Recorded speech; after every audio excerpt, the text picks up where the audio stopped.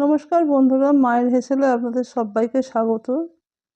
কড়ার মধ্যে দিয়ে দিলাম সর্ষের তেল। তেলটা একটু বেশি লাগবে। দিয়ে দিলাম কেটে রাখা সবজি।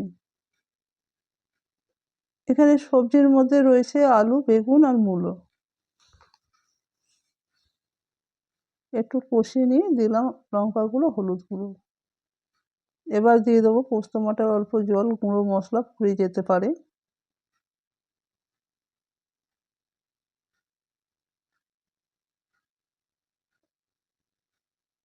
দিয়ে দেবো বেটে রাখা পোস্ত।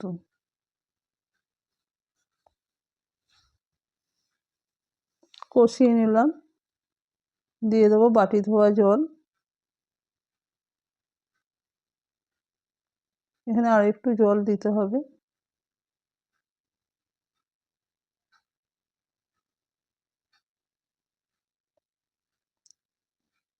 এবার দিয়ে দিলাম পরিমাণ মতো লবণ।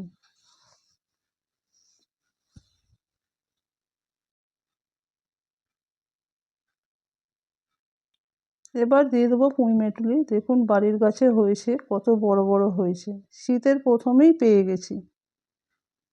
অনেক দিন ধরেই ভাবছি খাবো খাবো, আজ আর লোভ সামলাতে পারলাম না। আর আমরা এই পুঁই মেটুলি পোস্ত খেতে খুব ভালোবাসি, যার জন্য প্রথমে পোস্ত করলাম। চাপা দিয়ে দেবো।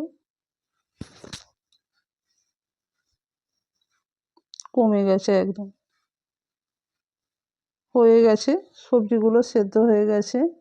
আমার এই পুঁই মেটুলি পোস্ত যদি আপনাদের ভালো লেগে থাকে, একটা লাইক, কমেন্ট, শেয়ার করে দেবেন। চ্যানেলটি নতুন বন্ধু যারা দেখছেন, দিয়ে দিলাম দুটো কাঁচা লঙ্কা, ভেঙে দিলাম। সাবস্ক্রাইব করে দেবেন। সঙ্গে থাকার জন্য ধন্যবাদ। দেখা হচ্ছে নতুন কোনো রেসিপির সাথে।